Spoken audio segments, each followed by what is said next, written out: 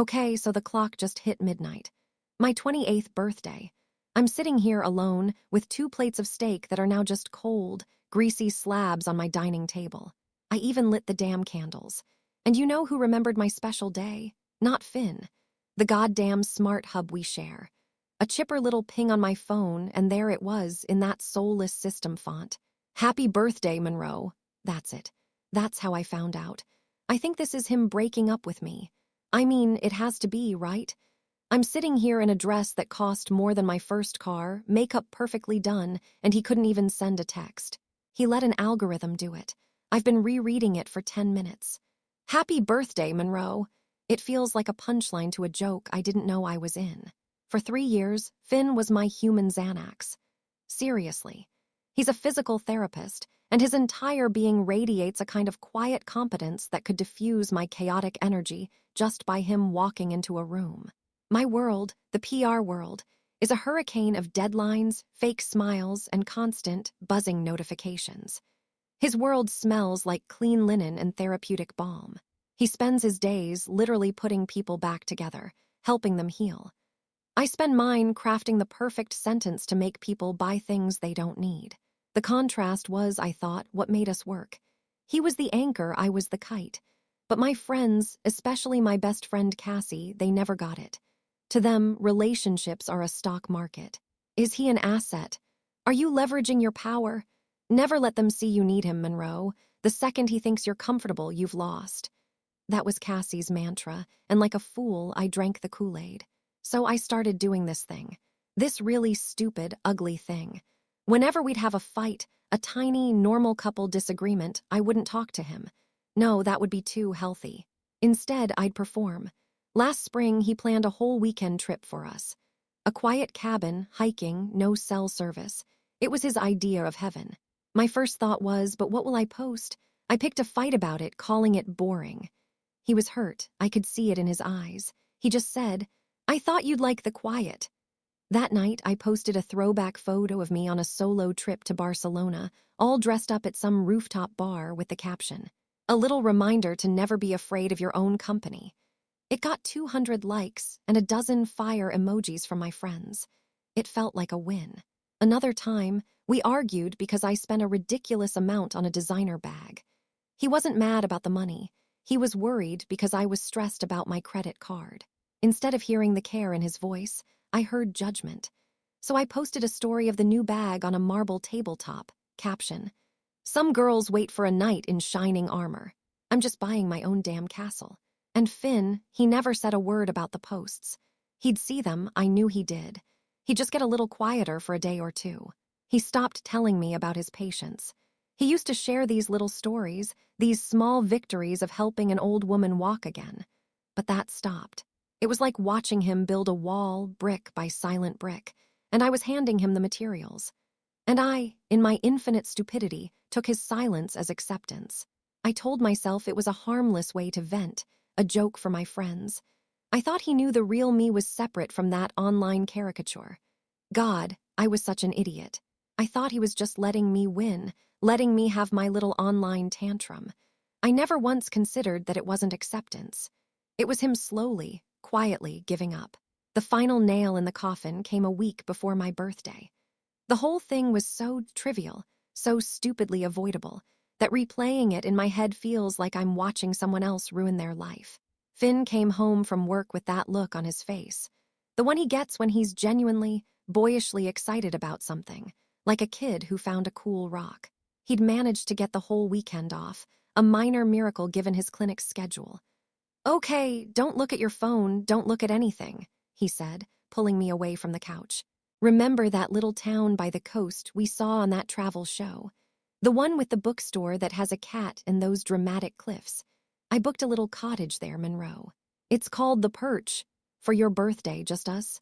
He was so proud, his eyes were shining. He had a printout of the booking. He'd planned this. He'd put in the effort, and my stomach just plummeted. My first thought wasn't, how thoughtful. It was, oh God, the logistics. Because Cassie and the girls had already planned this huge, obnoxious birthday bash for me at Aura. This new rooftop bar that's impossible to get into. We'd been talking about it in the group chat for weeks. The outfits, the guest list, the photo ops. It was going to be the centerpiece of my Instagram feed for a week, a quiet weekend away. There was no social currency in that. "Finn, I can't," I said, my voice flat. I didn't even look at the printout. "Cassie already planned my party." His face fell. I watched it happen in real time. The light just went out. "A party? I thought we could just be together. It's your birthday." "It is my birthday," I snapped, the defensive venom rising instantly. "Which is why I should get to celebrate it how I want to, right? With my friends. Why do you always have to be such a buzzkill?" "Buzzkill." The word hung in the air between us, ugly and sharp. He flinched like I'd physically slapped him. "I'm not trying to be a buzzkill, Monroe," he said, his voice barely a whisper. "I just wanted to do something special for you, something real. Not for 100 photos. That was it, that was the spark." "Oh, so my friends aren't real," I shot back, my voice getting louder. "My life isn't real enough for you.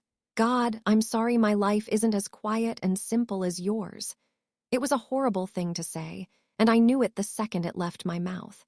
He just stood there for a moment, looking at me as if he was seeing me for the first time. And he looked so tired. He shook his head slowly. "That's not what I meant." He turned and walked into our bedroom, closing the door softly behind him. The fight was over, but the silence he left behind was deafening. And of course, I did what I always do. I stewed in my own self-righteous anger and grabbed my phone. I scrolled through my camera roll, my thumbs swiping furiously past photos of him, of us. I found the one I was looking for. Me and the girls from a few weeks ago at another rooftop bar, all of us laughing, looking glamorous and carefree. I didn't even hesitate. My fingers flew across the keyboard, typing out the cruelest sentence I could construct. "Never let a boring man dim your sparkle." I hit send. I knew, deep down, it was a low blow. Finn's biggest insecurity, the one he'd only confessed to me late one night, was that he felt his life was too simple, too ordinary for someone like me. He worried he was boring. And I took that vulnerability, that piece of his soul he had trusted me with, and I plastered it all over the internet for a handful of likes from people who barely knew me. I weaponized his deepest fear to win a stupid argument. My phone buzzed almost immediately. It was Cassie. "Yes, Queen Fire." I felt a sick, fleeting sense of victory. I had won. After I posted that story, the silence in our apartment became a physical presence. Finn didn't come out of the bedroom for the rest of the night. I told myself he was just sulking. He'll get over it, I thought, scrolling through my phone, basking in the validation of my friends' replies. The next morning, he was gone before I woke up. His side of the bed was cold. That wasn't unusual. He often left early for work. But when I went to make coffee, I noticed his favorite mug, the ugly one he got from a patient, wasn't in the drying rack. A tiny cold knot formed in my stomach, but I pushed it down. He's just being dramatic. For the next few days, I lived in a state of stubborn denial. I texted him like nothing was wrong. "Hey, running late at work, don't wait up for dinner." Delivered, no reply. "Did you remember to pick up the dry cleaning?" Delivered, no reply. I started calling, straight to voicemail every single time. "Finn, this is getting ridiculous, call me back." The bravado in my voice started to crack.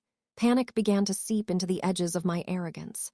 On my birthday, I woke up with a pit in my stomach. The apartment was still. I spent the entire day in a haze of anxious activity. I called Cassie and canceled the party, making up some excuse about feeling sick. She sounded more annoyed than concerned. Then I cleaned. I scrubbed the floors, I did laundry, I even organized the spice rack. Anything to keep my hands busy, to stop my mind from screaming. I cooked his favorite meal, the steak, the roasted potatoes, the whole thing. I set the table for two. I put on the dress. I did my makeup. I was performing normalcy, trying to convince myself that he was just running late, that he was going to walk through that door any second with flowers and an apology. 9 o'clock, 10, 11, the food got cold. My makeup started to feel like a mask. The texts I sent turned from angry to pleading. "Finn, please. Just tell me where you are. I'm sorry, okay? I'm so sorry, please just come home. I'm scared."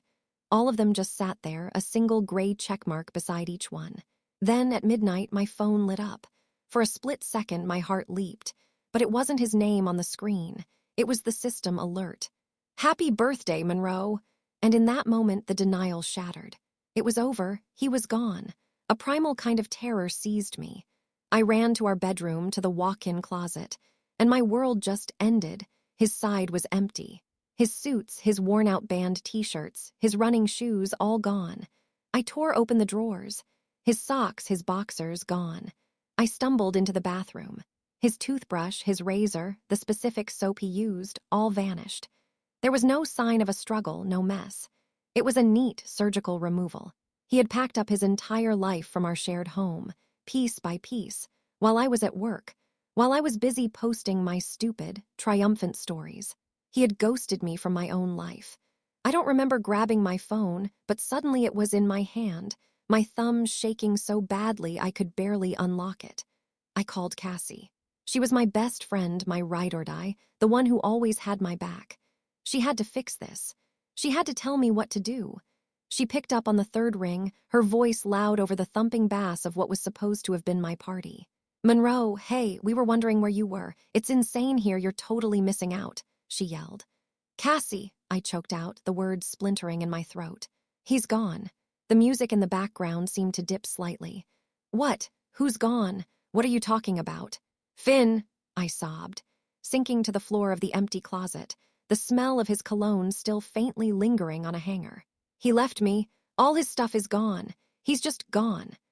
I started rambling then, a hysterical, nonsensical torrent of words about the steak and the smart hub and the empty drawers.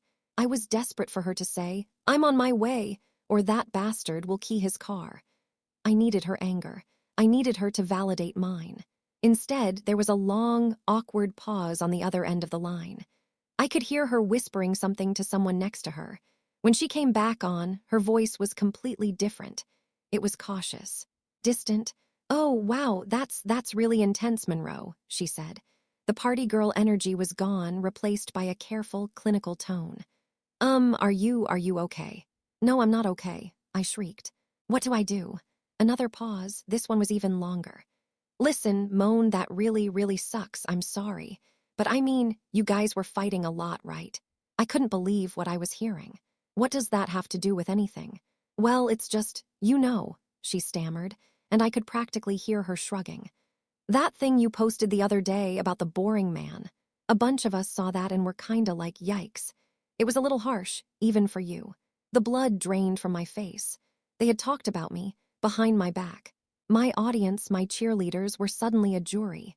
I have to go, Monroe," she said quickly, as if she couldn't get off the phone fast enough.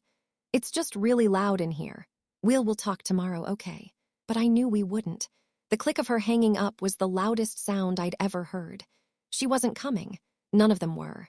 I was the drama they loved to watch, but never wanted to be a part of. My phone screen lit up with an Instagram notification. It was a picture Cassie had just posted. A group shot of all my friends at Aura, raising their glasses. The caption read, "Missing our girl but celebrating her in spirit, HBD Monroe." They were having my party without me. For the next few days, I existed in a fog of cheap wine and stale air. I didn't shower. I didn't answer my phone. The apartment, once our home, felt like a giant, echoing tomb. I kept expecting to hear his key in the lock, but there was only silence. It was during a late-night, drunken cleaning frenzy, a desperate attempt to scrub away any remaining trace of him to stop the pain, that I found it. I was pulling books off the shelf in the living room, intending to dust, when a small, navy blue box that was tucked deep behind a row of encyclopedias fell to the floor. It was from a jewelry store. One of those chic, minimalist places downtown I'd dragged him into months ago. My hands were trembling as I opened it. Inside, nestled on a bed of black velvet, was the necklace. A delicate gold chain with a single, tiny sapphire. I'd pointed it out in the store window, mentioned offhandedly that I loved it, and then immediately dismissed it as too expensive. I had completely forgotten about it. He hadn't. Tucked underneath the velvet was a small, cream-colored card. It was a birthday card. His familiar, slightly messy handwriting filled half of it. "To my Monroe," it began. "I know things have been weird lately, and maybe I am a little boring, but my world has never been boring since you crashed into it. You are the brightest thing in it. Happy birthday, I love. The sentence just stopped. I love. He never finished it. I could picture him sitting here at this very desk writing this card. Maybe he was writing it right before our last fight. Maybe he stopped writing it right after he saw my Instagram story. The unfinished sentence was a wound. It was the ghost of a future I had just obliterated. This necklace wasn't just a gift. It was proof. Proof that he was trying, proof that he saw me and loved me despite the ugly persona I projected. And I had repaid that love with public humiliation. I collapsed onto the floor, clutching the box to my chest, and I finally made a sound. A raw, guttural sob that felt like it was being ripped from the deepest part of my soul. It's been 2 weeks, or maybe 3. The days just bleed into each other, a gray, tasteless smear of time. I took a leave of absence from work, citing a family emergency. The emergency is me. I am a walking disaster area. My apartment, which I once curated for Instagram, now just smells like stale wine and regret. The beautiful necklace he bought me sits on my nightstand, winking in the gloom. I can't touch it, but I can't put it away. It's a tiny, sparkling monument to my own cruelty. Finn has blocked me on everything. His number, his Instagram, his Facebook. It's a clean, digital amputation. But he forgot about my old account, a Finster I made in college. The username is Monroe Wastoid Era. God, the irony. It has a profile picture of me with tequila on my shirt and 0 followers. It's my ghost account now, my key to the underworld. My life has shrunk to the 4 glowing inches of my phone screen. I have a routine. I wake up, my head pounding, and the first thing I do before I even sit up is open Instagram and switch to the ghost account. My thumb hovers over the search bar, a little thrill of dread shooting through me. What if he's gone private? What if he deleted it? But he never has. His profile is still there. I spend hours scrolling. I'm an archaeologist digging through the ruins of my own life. I scroll back through years of our photos together. Us at the beach, him laughing as I failed to stand up on a surfboard. Us on our first anniversary, looking so young and hopeful. I zoom in on his face, on my face, trying to find the exact moment the cracks started to show. I click on the profiles of every single person who liked his pictures. Who is Jenna Hikes88? Did he know her when we were together? He hasn't posted anything new. His last post is from a month ago, a picture of a sunset over the lake we used to walk around. The caption is just one word, peace. It feels like a verdict, a final judgment on the chaos I brought into his life. He found peace the second he walked out my door. Yesterday, something new happened. His follower count, which had been static, ticked up by 1. My heart stopped. I clicked on his followers list, my fingers clumsy and slick with sweat. The new name was at the top. A woman. Her profile was public. She was a veterinarian. She had pictures of her golden retriever, pictures of her hiking in the mountains, pictures of her smiling, wholesome face. She was everything I pretended to be online, but real. She was the quiet, good life he always wanted. I'm not just looking for clues anymore. I'm watching him build a new life, brick by brick, with someone else. I am trapped in a digital purgatory of my own making, refreshing and refreshing a page that will never change for me. Hoping for a glimpse into the world, I set on fire just to feel the warmth of the flames. The cold glow of the phone screen on my face is the only light in my apartment. And I just sit here, in the dark, a ghost haunting the edges of the life I destroyed.